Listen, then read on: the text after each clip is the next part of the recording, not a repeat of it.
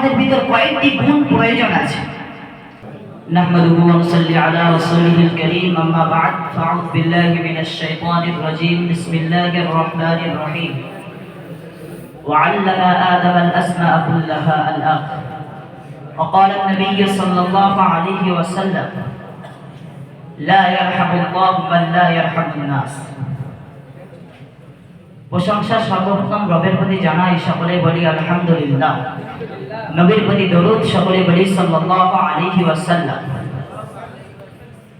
সকল শ্রোতা মণ্ডলীকে লক্ষ্য করে বলবো, আমরা সকলেই জ্ঞানী মানুষ, কেউ মূর্খতার পরিচয় দিয়ে কথা বলবো না, খাস করে বায়ানের দিকে নজর রাখবে। আজ আমরা জামিয়া রহমানিয়াতে এসেছি ইলম শিক্ষা করার জন্য। আমার পূর্বে বক্তা বলেছিল যে দুনিয়াতে মুসলিম জাতি আজকে নিচেই পৌঁছেছে, কারণ প্রকৃত আলেম দেখা যায় না। এই প্রকৃত আলেম দেখার জন্য, এই প্রকৃত আলেম হবার জন্য আমাদের ভিতর কয়েকটি গুণ প্রয়োজন আছে। প্রিয় শ্রোতা মণ্ডলী, গুণগুলো কি কি সেগুলি আমি আপনাদের সম্মুখে ব্যাখ্যা করব। আলিম যে শব্দটি আছে, এই শব্দটি মোট 4টি অক্ষরে তৈরি। তো 4টি অক্ষরের মধ্যে প্রতিটি অক্ষরে একটি একটি গুণ আছে।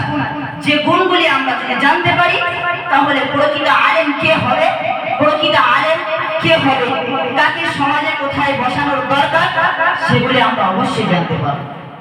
দেখুন, আলিম শব্দের ভিতর প্রথম যে অক্ষরটি আছে সেটি হচ্ছে আইন।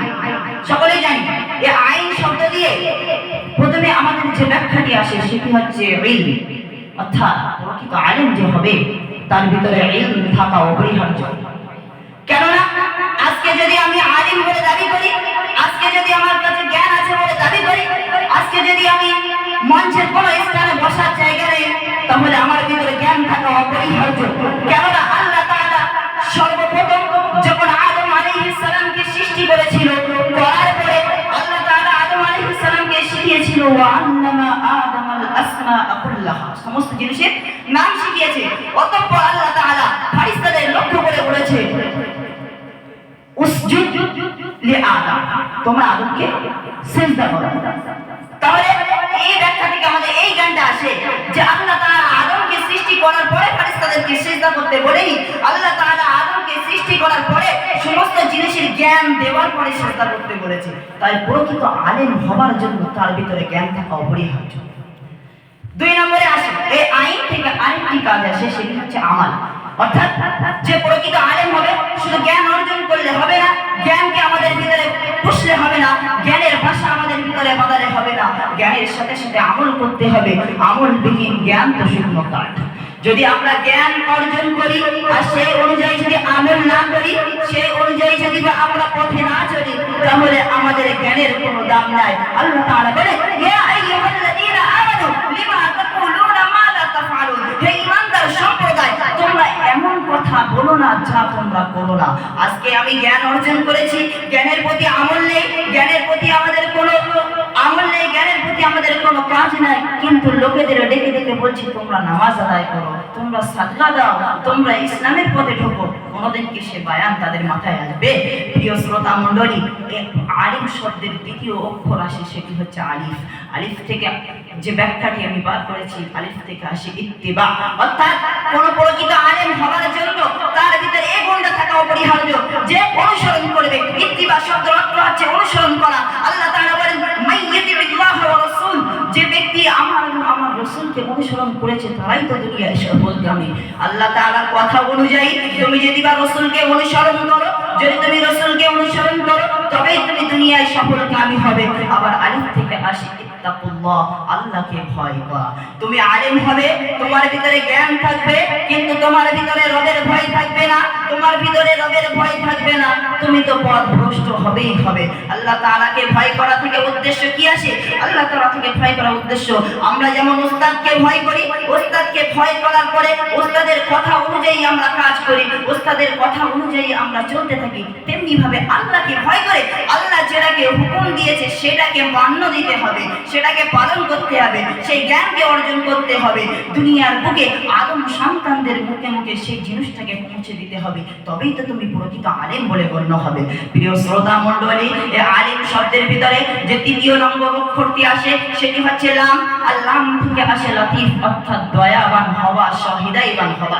তুমি যদি বা প্রকৃত আলেম হও, তুমি যদি বা জ্ঞানওয়ালা আলেম হও, তুমি যদি বা আমলকারী আলেম হও, তাও তোমার ভিতরে সে গুণ পাওয়া যাবে না যদি তোমার ভিতরে দয়া না থাকে। কেন? তুমি রাসূলকে অনুসরণ করছো, তুমি রাসূলকে অনুসরণ করছো। রাসূল যেমনি ভাবে ইসলামকে কাফেরদের দ্বারে দ্বারে পৌঁছেছে, মূর্খদের দ্বারে দ্বারে পৌঁছেছে, তেমনি ভাবে তুমি ইসলামকে মানুষের দ্বারে দ্বারে পৌঁছবে। যদি তোমার মনে দয়া না থাকে, মানুষ তোমাকে পাগল বলবে, মানুষ তোমাকে কুব্যবহার করবে, মানুষ তোমাদের সাথে খারাপ ব্যবহার করবে। তুমি যদি বা মানুষের ব্যবহারে সহৃদয়বান না হতে পারো, তুমি যদি বা দয়ালু না হতে পারো, তাহলে তুমি তো সেই মানুষের উপরে কঠোরতা দেখাবে, আর যে মানুষ ইসলাম থেকে বার হতে থাকবে। প্রিয় শ্রোতা মণ্ডলী, প্রকৃত আলেম হবার জন্য তার ভিতরে সহৃদয়বান হওয়া অপরিহার্য। তৃতীয় নম্বর অক্ষরের পরে আলেম শব্দের ভিতরে চতুর্থ নম্বর যে অক্ষরটি আসে সেটি হচ্ছে মিম। মিম থেকে আমি যেটি বার করেছি সেটি হচ্ছে মুআক্কিদ, অর্থাৎ যে প্রকৃত আলেম হবে তার ভিতরে এই জ্ঞানটা থাকা উচিত যে ওয়াক্ত কখন কি সময় দিচ্ছে, ওয়াক্ত কখন কিভাবে কথা বলছে, ওয়াক্ত কখন নামাজের তালিম দিচ্ছে। কেননা আল্লাহ তাআলা বলেছে ইন্নাস সালাতা কানাত আলাল মুমিনিনা কিতাবাম মাওকুতা, নির্দিষ্ট টাইমে তো মুমিনদের উপরে নামাজকে ফরজ করা হয়েছে। তোমার ভিতরে যদি বা ওয়াক্তের জ্ঞান না থাকে, তোমার ভিতরে যদি বা সময়ের জ্ঞান না থাকে, তুমি সঠিক টাইমে নামাজ আদায় করবে না। আর যদি বা লোকেদেরকে ডেকে ডেকে বলো যে তোমরা নামাজ আদায় করো, লোক তোমার বায়ানে কোনো পরিশুদ্ধ হতে পারবে না। প্রিয় শ্রোতা মণ্ডলী, আমরা সর্বদা শুনে এসেছি আল ওয়াক্তু আসমানু মিনাজ যাহাব, যে সময় সোনার চাইতে দামি। এটাকে আমরা অন্যভাবে বুঝবো। ছোট একটি গল্পের মাধ্যমে সময় কত গুরুত্ব জিনিস আমি আপনাদেরকে বোঝাতে চাই। গল্পটা ঠিক এমনি ভাবে আছে, একজন লোক ছিল যে প্রতিদিন একটি ঠেলা গাড়িতে করে আম নিয়ে, ফল ফকর নিয়ে মানুষের দ্বারে দ্বারে ব্যবসা করতো আর বলতো আম নিয়ে যাও, আম নিয়ে যাও। এমন একদিন সেই লোকটি ঠেলা গাড়িতে কয়েকটি হিরে নিয়ে সে লোকের দাঁড়িয়ে গিয়ে বলছে হিরে নাও, হিরে নাও, হিরে নাও। মানুষের মন এমন, সস্তা জিনিস পছন্দ হয় না। মানুষ তখন বলে এত দামি জিনিস এত সস্তায় পাওয়া যায় কিভাবে? এ হতে পারে না, নকল হিরে। আবার সেই মানুষ সোনার দোকানে যাচ্ছে, যে স্বর্ণকাররা নকল হীরাকে সুন্দরভাবে গুছিয়ে রাখার পরেও মানুষের দ্বারা দ্বারা বিক্রি করছে অধিক দামে, মানুষ সেইগুলো কিনছে। সুতরাং এই গল্প থেকে আমাদের কি জ্ঞান আসে জানেন? এই গল্প থেকে আমাদের এই জ্ঞানটা আসে, আমরা যে জিনিসটা সস্তায় পাই সেটাকে মূল্যায়ন করতে পারি না। আল্লাহ তাআলা আমাদেরকে সময়কে বিনা পয়সায় বিনা এতে দিয়ে দিয়েছে, তাই আমরা মূল্যায়ন করতে পারিনি। যদি আল্লাহ তাআলা বলতো যে 1 ঘন্টা সময়ের জন্য তোমাদের 10,000 টাকা দিতে হবে, অবশ্যই আমরা সময়কে মূল্যায়ন করতাম। প্রিয় শ্রোতা মণ্ডলী, আমার গল্প থেকে আমি আপনাদেরকে এটা বোঝাতে চাই যে আমরা শুধুমাত্র তকবীর দিলে হবে না, গরিবের জায়গা দেখলে হবে না, আমাদেরকে প্রকৃত আলেম তৈরি হতে হবে। কেননা আল্লাহ তাআলা নবী বলেছে ইন্নামাল উলামা ওয়ারাসাতুল আম্বিয়া, যে যারা প্রকৃত আলেম হয় তারা রাসূলের ওয়ারিস হয়। আমি কি সত্যি সত্যি রাসূলের ওয়ারিস হতে পেরেছি? আমরা কি সত্যি সত্যি রাসূলের ওয়ারিস হতে পেরেছি? যে গুণগুলি আমি আপনাদের সম্মুখে প্রকাশ করেছি সে গুণগুলি কি সত্যি সত্যি আমাদের ভিতরে আছে? আমরা একবার যাচাই করি, তাহলে আমরা বলবো না আমরা প্রকৃত আলেম হতে পেরেছি। আবার যদি তোমাদের ভিতরে এই গুণগুলি থাকে তাহলে তুমি নবীর ওয়ারিস, আর যদি এই গুণগুলি না থাকে তাহলে তুমি কিভাবে নবীর ওয়ারিস হলে? ও আমার শ্রোতা মণ্ডলী, প্রিয় সাথী ভাই, প্রিয় আজিজ সাথীও, শুনে রাখো, জেনে রাখো, আমরা যদি যতই দাবি করি রাসূলের ওয়ারিস, রাসূলের ওয়ারিস, ওয়ারিস হতে পারবো না যদি বা আমাদের ভিতরে গুণ না থাকে। সর্বশেষে আমি কবির ওই কবিতা বলেই মনে আপনাদেরকে স্মরণ করিয়ে দেব যে রাসূলের ওয়ারিস হিসেবে আমাদের সম্মান ও মান ও মর্যাদা হয়েছে উঁচু। রাসূলের ওয়ারিস হিসেবে আমাদের সম্মান ও মান ও মর্যাদা হয়েছে উঁচু।